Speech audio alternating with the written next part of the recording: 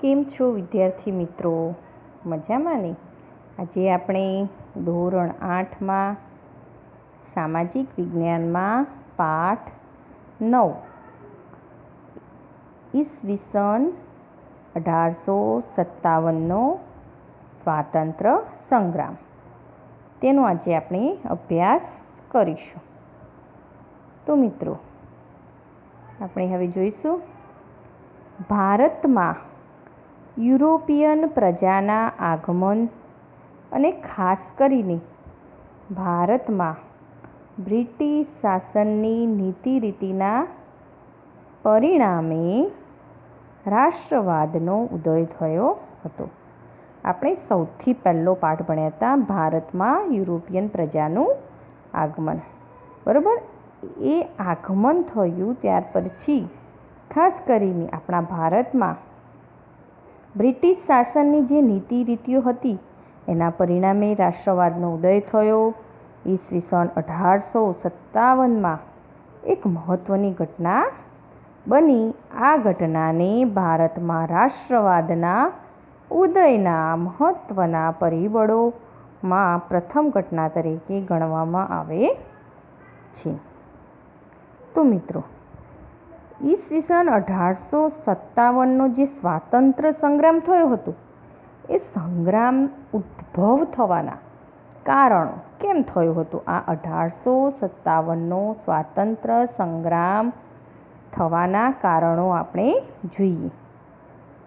તો ભારતમાં અંગ્રેજોએ સત્તા મેળવવા માટે અપનાવેલી દમનકારી કૂટનીતિના કારણે, દમનકારી કૂટનીતિ એટલે કે મુત્સદ્દેગીરીના કારણે ભારતમાં બહોળા પ્રમાણમાં ઊભો થયેલો અસંતોષ તેમજ એ ઈસવીસન 1857ના સંગ્રામનું મુખ્ય કારણ હતું. આ અસંતોષ કેમ ઊભો થયો તેનો આપણે વિગતવાર કારણો હવે જોઈએ. તો 1857નો જે સ્વાતંત્ર્ય સંગ્રામ થયો એના કારણો આપણે જોઈએ. એમાં પહેલું કારણ હતું સામાજિક અને ધાર્મિક કારણો. કંપની સરકારે સામાજિક સુધારણાની જે રીત અપનાવી હતી તેણે લોકોમાં શું કર્યું? ભય ઊભો કર્યો હતો. કંપની સરકારે જે સામાજિક સુધારણાની નીતિ અપનાવી હતી એના હિસાબે લોકોમાં ભય ઊભો થયો. તેમને લાગ્યું કે કંપની સરકાર ઈરાદાપૂર્વક ખ્રિસ્તી ધર્મ અંગીકાર કરાવી ભારતના ધર્મ અને સંસ્કૃતિનો નાશ કરવા માંગે છે. લશ્કરમાં, જેલોમાં તથા રેલવેમાં ભારતની સામાજિક વ્યવસ્થાની વારંવાર અવગણના કરવામાં આવતી અને સમાજનો મોટા ભાગે એ સમય રૂઢિચુસ્ત હતા. એ વખતે પહેલાંના સમાજના લોકો કેવા હતા? એકદમ રૂઢિચુસ્ત, પોતાના રીતિ રિવાજોને પકડી રાખી. તેથી નવા પરિવર્તનોએ તેમનામાં અસંતોષ ઊભો કર્યો. પરિણામે કેટલાક લોકો પોતાના સામાજિક અને ધાર્મિક માળખાને ટકાવી રાખવા આ સંગ્રામમાં જોડાયા. તો સૌથી પહેલું કારણ સામાજિક અને ધાર્મિક કારણો હતા. કેમ કે સરકારી જે અંગ્રેજ સરકાર હતો, કંપની સરકારે સામાજિક સુધારણાની રીત અપનાવી હતી. તેથી લોકોમાં શું થયું? ભય થયો. તેમને લાગ્યું કે આ લોકો આપણને ઈરાદાપૂર્વક ખ્રિસ્તી ધર્મ અપનાવવા એટલે કે અંગીકાર કરાવી રહ્યા છે. ભારતના ધર્મ અને સંસ્કૃતિનો નાશ કરવા માગીએ છીએ. એટલે કે લશ્કરમાં, જેલોમાં, રેલવેમાં બધા ભારતની સામાજિક વ્યવસ્થાની વારંવાર શું કરવામાં આવી? અવગણના કરવામાં આવતી. અને સમાજનો મોટાભાગનો વર્ગ કેવો હતો? રૂઢિચુસ્ત હતો. તેઓ પોતાના ધર્મમાં પરિવર્તન લાવવા માગતા ન હતા. તેથી અસંતોષ ઊભો થયો તેમનામાં. તેથી એ લોકો પોતાના ધાર્મિક સામાજિક માળખાને ટકાવી રાખવા માટે આ સ્વાતંત્ર્ય સંગ્રામમાં જોડાયા. પછી આર્થિક કારણો.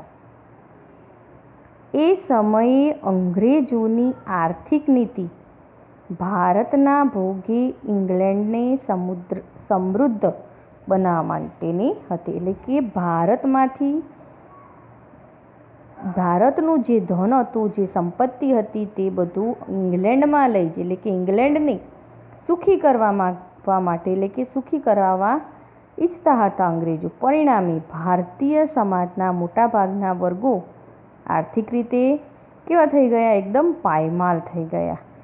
જમીનદારો, ખેડૂતો જમીન વિહોણા બની ગયા, એટલે કે પોતાની જમીનો વગરના થઈ ગયા. તેથી એ લોકોનામાં પણ શું થયું? અસંતોષ ઊભો થયો અને તે પણ સ્વાતંત્ર્ય સંગ્રામમાં ભાગ લીધો. પછી ત્રીજું કારણ હતું રાજકારણ. ઈસવીસન 1764માં જ્યારે બક્સરનું યુદ્ધ થયું, બક્સરના યુદ્ધમાં વિજય બાદ દીવાની સત્તા મળતા ઈસ્ટ ઇન્ડિયા કંપનીએ વિસ્તારવાદની નીતિ અપનાવી. એટલે કે કઈ? સહાયકારી યોજના. બરાબર? વિસ્તારવાદની નીતિ અપનાવી. તેના હિસાબે શું થયું? કંપનીના અધિકારીઓએ અન્યાયી વિગ્રહો, પછી કૂટનીતિઓ તથા અયોગ્ય જોડાણવાદથી ભારતના ઘણા ખરા જે પ્રદેશો ઉપર એમને સત્તા સ્થાપી હતી. આ નીતિનો ભોગ બનનાર ઝાંસીની રાણી લક્ષ્મીબાઈ તથા બિહારના જાગીરદાર રાજા કુંવરસિંહ જેવા અનેક આગેવાનોએ આગળ જતાં આ સંગ્રામનું સુકાન સંભાળ્યું. એટલે કે એ પણ આ સંગ્રામની અંદર જોડાયા. જ્યારે રાજકીય કારણોમાં ઈસવીસન જ્યારે 1764માં બક્સરનું યુદ્ધ થયું, દીવાની સત્તા મળી, ત્યારે ઈસ્ટ ઇન્ડિયા કંપનીએ વિસ્તારવાદી એટલે કે સહાયકારી યોજના અપનાવી હતી. એમાં કંપનીના અધિકારીઓ શું કરતા? અન્યાયી વિગ્રહો કરતા, કૂટનીતિઓ કરતા, પછી અયોગ્ય જોડાણવાદથી ભારતના ઘણા ખરા પ્રદેશો પોતાના હસ્તક લઈ લેતા. એમાં રાણી લક્ષ્મીબાઈ પણ એમાં એનો ભોગ બન્યા હતા અને રાજા કુંવરસિંહ તેમને પણ આ સંગ્રામનું સુકાન સંભાળ્યું. લશ્કરી કારણો પણ હતા એમાં. તો વિશાળ ભારતમાં બ્રિટિશ સૈનિકો અને અધિકારીઓની સંખ્યા ઘણી ઓછી હતી. જે બ્રિટિશ સૈન્ય હતું એ બ્રિટિશ સૈનિકોમાં જે વિશાળ ભારતમાં બ્રિટિશ સૈનિકો અને અધિકારીઓની સંખ્યા ઘણી ઓછી હતી. લશ્કરમાં ભારતીય અને અંગ્રેજ સૈનિકોનું પ્રમાણ લગભગ 6:1, એટલે કે અંગ્રેજો 6 હોય તો ભારતીય 1 હોય. લશ્કરમાં હોદ્દાઓ અંગ્રેજ અધિકારીઓ માટે કેવા? અનામત રાખવામાં આવતા હતા. હિન્દી સિપાહીઓને બઢતીની તકો ઘણી મર્યાદિત હતી. એટલે કે એ લોકોને બઢતી એટલે કે પ્રગતિ મળે નહીં, આગળ પ્રમોશન મળે નહીં. બરાબર? હિન્દી અને અંગ્રેજી સિપાહીઓના પગારમાં પણ ઘણો તફાવત હતો. અંગ્રેજો અને હિન્દી સૈનિકો એટલે કે ભારતીય સૈનિકોના પગારમાં પણ ઘણો તફાવત હતો. પાયદળના હિન્દી સિપાહીઓને માસિક ₹7 જ મળતા. એ લોકોનો પગાર કેટલો? માસિક ₹7 જ મળતા. અને અંગ્રેજ સિપાહીઓને માસિક ₹150 જેટલો ઊંચો પગાર મળતો. અંગ્રેજ સરકારો એટલે કે અંગ્રેજ અફસરો હિન્દી સિપાહીઓને ઘણા હલકા અને તુચ્છ સમજતા હતા. હિન્દી સિપાહીઓને કેવા ગણતા? એકદમ હલકા અને તુચ્છ સમજતા હતા. તે સમયે ભારતીયો માટે સમુદ્ર ઓળંગવાની મનાઈ હતી. તેનું પાલન નહીં કરનારને પોતાના સમાજમાં જ્ઞાતિ બહાર મૂકવાની ભારે સજા કરવામાં આવતી. એટલે કે એમના સમાજના પેલા ભારતની અંદર એવો રિવાજ હતો. એટલે કે કોઈ બી ભારતીય હોય સમુદ્ર ઓળંગી શકે નહીં, અને જે તેનું પાલન ન કરે તેને પોતાના સમાજમાંથી એટલે કે જ્ઞાતિમાંથી જ્ઞાતિ બહાર મૂકવાની ભારે સજા કરવામાં આવતી.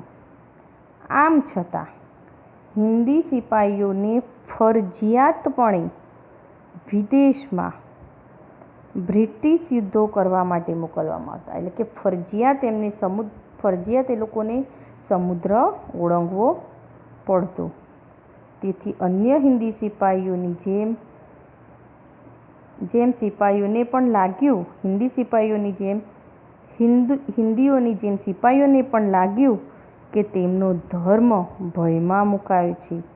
સિપાહીઓ પણ ભારતીય સમાજનું એક અંગ હોવાથી સામાન્ય પ્રજાએ ભોગવવા પડતા દુઃખોની સીધી અસર તેમના પર પડતી. ભારતીય એટલે કે વિશાળ ભારતમાં બ્રિટિશ સૈનિકો અને અધિકારીઓની સંખ્યા કેવી ઘણી ઓછી હતી. લશ્કરમાં ભારતીય અને અંગ્રેજ સૈનિકોનું પ્રમાણ કેવું હતું? લગભગ 6:1. તો અંગ્રેજો 6 હોય તો ભારતીયો 1 હોય. એ રીતે લશ્કરમાં ભરતી કરવામાં આવતી. પછી લશ્કરની અંદર હોદ્દાઓ પણ ઉચ્ચ હોદ્દાઓ પર અંગ્રેજ અધિકારીઓ માટે અનામત રાખવામાં આવતી. બરાબર. બીજું કે હિન્દી સિપાહીઓની બઢતીની તકો ઘણી મર્યાદિત હતી. હિન્દી અને અંગ્રેજી સિપાહીઓના પગાર ધોરણમાં પણ ઘણો તફાવત હતો. બરાબર. હિન્દી સિપાહીઓને 7 રૂપિયા પગાર મળે, જ્યારે અંગ્રેજ સિપાહીઓને ₹150 જેટલો પગાર મળતો. અંગ્રેજ અફસરો હિન્દી સિપાહીઓને ઘણા હલકા અને તુચ્છ ગણતા હતા અને એ વખતના સમાજની અંદર ભારતીયોમાં સમુદ્ર ઓળંગવાની મનાઈ હતી, પરંતુ એ લોકોને ફરજિયાત ધોરણે વિદેશમાં યુદ્ધો કરવા માટે મોકલવામાં આવતા. આમ હિન્દીઓની જેમ સિપાહીઓને પણ લાગ્યું કે તેમનો ધર્મ ભયમાં છે. તેથી તેમણે પણ સિપાહીઓ પણ ભારતીય સમાજનો એક અંગ હોવાથી સામાન્ય પ્રજાએ ભોગવવા પડતા દુઃખોની સીધી અસર તેમના પર પડતી. પછી તાત્કાલિક કારણ કયું હતું? તો પરદેશી શાસન વિરુદ્ધ લોકોનો રોષ ધીમે ધીમે કેવો ક્રમશઃ જુદા જુદા ક્ષેત્રે વધતો જતો હતો. તે દરમિયાન ઈસવીસન 1857ના જાન્યુઆરી મહિનામાં ભારતના લશ્કરમાં એનફિલ્ડ રાઇફલ દાખલ કરવામાં આવી. ક્યારે? ઈસવીસન 1857ના જાન્યુઆરી મહિનામાં. ખાસ યાદ રાખજો, એનફિલ્ડ રાઇફલ ક્યારે દાખલ કરવામાં આવી? તો ઈસવીસન 1857ના જાન્યુઆરી મહિનામાં ભારતના લશ્કરમાં એનફિલ્ડ રાઇફલ દાખલ કરવામાં આવી. તેમાં વપરાતી કારતૂસો હતી એ બનાવવા માટે ગાય અને ડુક્કરની ચરબીનો ઉપયોગ થતો હતો. આ કારતૂસોનો ઉપયોગ કરતી વખતે એ કારતૂસોને દાંત વડે તોડવી પડતી. ધાર્મિક દ્રષ્ટિએ ગાય અને ડુક્કરનું માંસ ખાવાની કેવી મનાઈ હતી. આપણે ધાર્મિક રીતે જોઈએ તો ધાર્મિક દ્રષ્ટિએ ગાય અને ડુક્કરનું માંસ ખવાય નહીં, એટલે કે માંસ ખાવાની મનાઈ હતી. અનુક્રમે હિન્દુ અને મુસ્લિમ અફસરોને આ અંગે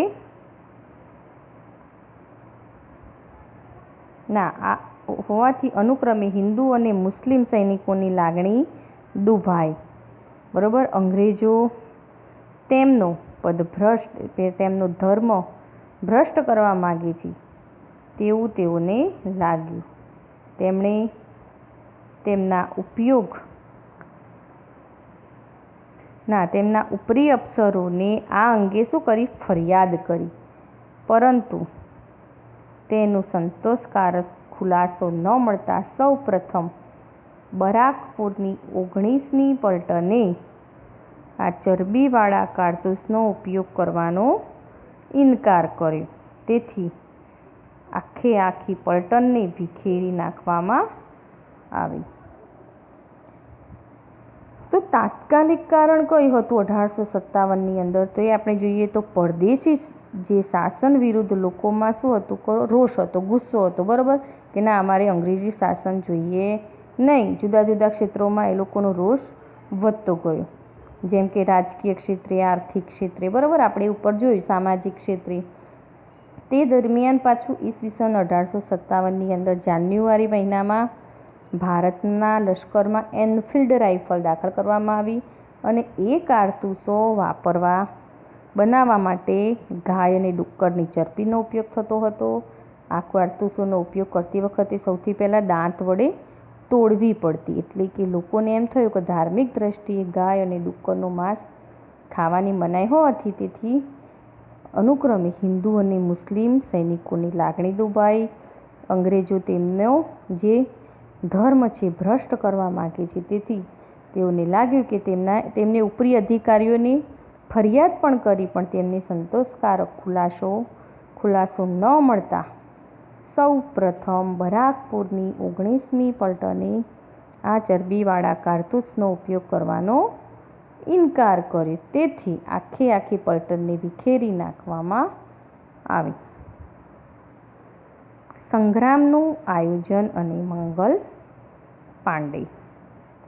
ઈસવીસન 1857ના મે મહિનાની 31મી તારીખે, કઈ તારીખે? મે મહિનાની 31મી તારીખે દેશભરમાં એક સાથે ઈસ્ટ ઇન્ડિયા કંપનીની હુકુમત સામે સંગ્રામનું આયોજન હતું.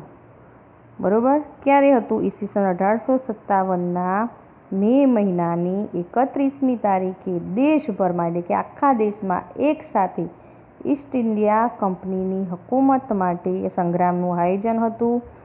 તેમાં નાના સાહેબ પેશવા, બહાદુર શાહ જફર, કુંવરસિંહ, અવધના નવાબ વગેરે તેમાં સામેલ હતા, એટલે કે જોડાયા હતા. કુશળ અને બહાદુર સેનાપતિ તાત્યા ટોપે અને તીક્ષ્ણ બુદ્ધિથી આયોજન કરનાર રંગો બાપુજી તથા પ્રખર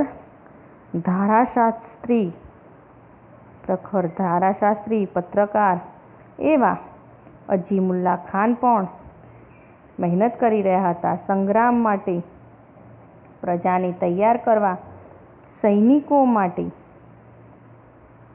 પ્રતીક રૂપે રોટી અને પ્રજા માટે કમળના પ્રતીકો ગામડાઓ સુધી પહોંચાડ્યા. બીજું કે મૌલવી, પૂજારી, ભક્તો, ખેપિયાઓ, લોકનાયકો અને ઓલિયા તેમજ ભજનીકોએ લોકો સુધી આ સંદેશ પહોંચાડવામાં મોટો ભાગ ભજવ્યો. ઈસવીસન 1857માં મે મહિનામાં 31મી તારીખે દેશભરમાં એક સાથે ઈસ્ટ ઇન્ડિયા કંપનીની હુકુમત સામે સંગ્રામનું આયોજન થયું હતું. તેમાં કોણ કોણ જોડાયું? નાના સાહેબ પેશવા, બહાદુર શાહ જફર, કુંવરસિંહ, અવધના નવાબ તેમજ તેમાં સામેલ થયા હતા કુશળ અને બહાદુર સેનાપતિ તાત્યા ટોપે અને તીક્ષ્ણ બુદ્ધિથી આયોજન કરનાર રંગો બાપુજી તથા પ્રખર ધારાશાસ્ત્રી પત્રકાર એવા આજીમુલ્લા ખાન પણ મહેનત કરી રહ્યા હતા.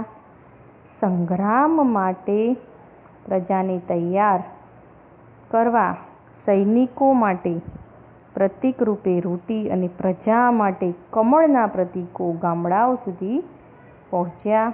મૌલવી, પૂજારી, ભક્તો, ખેપિયાઓ, લોકનાયકો, ઓલિયા તેમજ ભજનીકોએ લોકો સુધી આ સંદેશ પહોંચાડવામાં મોટો ભાગ ભજવ્યો.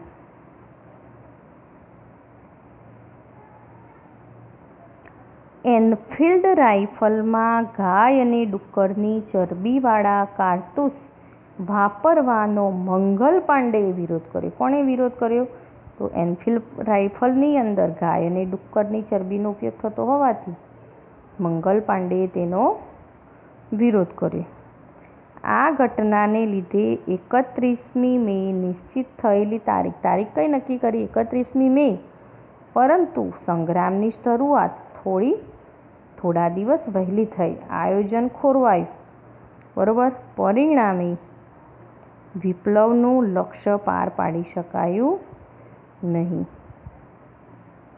ઉત્તર પ્રદેશના બિલિયા વિસ્તારના નગવા ગામમાં બ્રાહ્મણ કુટુંબમાં જન્મેલો અને 7 રૂપિયાના પગારથી બ્રિટિશ સરકારમાં જોડાયેલો મંગલ પાંડે 29મી માર્ચના રોજ સંગ્રામ માટે તૈયાર થઈ ગયો. વાસ્તવમાં સંગ્રામ ક્યારે હતો? 31મી મે. પણ મંગલ પાંડે સંગ્રામની શરૂઆત માટે ક્યારે તૈયાર થઈ ગયો? 29 માર્ચ. 26 વર્ષનો મંગલ પાંડે યુદ્ધના પોશાકમાં સજ્જ થઈ માથે તિલક લગાવીને મેદાનમાં આવ્યો. બાકીના સૈનિકોને પણ લલકાર્યા. જે સૈનિકો તેની સાથે હતા પણ 31મી મે સુધી રાહ જોવામાં સંમત હતા. મંગલ એટલી ધીરજ રાખી શક્યો નહીં.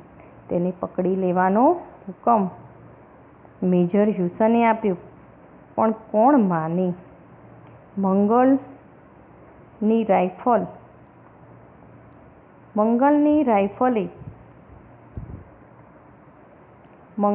રાઇફલે તેને વીંધી નાખ્યો.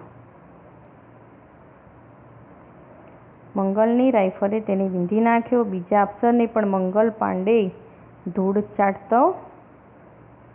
ચાટતો કર્યો. હિન્દી સૈનિકોએ ધરપકડ કરવાની ના પાડી કે ના, અમે તેની ધરપકડ નહીં કરીએ. છેવટે બ્રિટિશ સૈનિકોનો ઘેરાવો વધતા મંગલ પાંડેએ આત્મબલિદાનનો માર્ગ પસંદ કર્યો. પોતાની રાઇફલની ગોળી છોડીને તે જમીન ઉપર પટકાયો અને લોહીથી લથપથ તાબડતોડ તેને હોસ્પિટલમાં લઈ જવાય, કેમ કે તેની પાસેથી 1857ના સંગ્રામના આયોજનની માહિતી મેળવવાની હતી. અહીંયા આપણે જોયું મંગલ પાંડેનો ફોટો અહીંયા આપેલો છે, બરાબર, બાજુમાં. 1857ના રોજ મંગલ પાંડે પર સૈનિક અદાલતનું નાટક શરૂ થયું. આખી કાર્યવાહી અંગ્રેજીમાં ચલાવવામાં આવી અને તેમને ફાંસીની સજા ફરવામાં આવી. પરંતુ અંગ્રેજોએ આ દેશભક્ત પાસેથી કશી જ માહિતી ન મળી. 8 એપ્રિલે સવારના 5:30 વાગ્યે તો મંગલ પાંડેની ફાંસી આપી દેવામાં આવી. આમ શ્રી મંગલ પાંડે 1857ના પ્રથમ શહીદ હતા.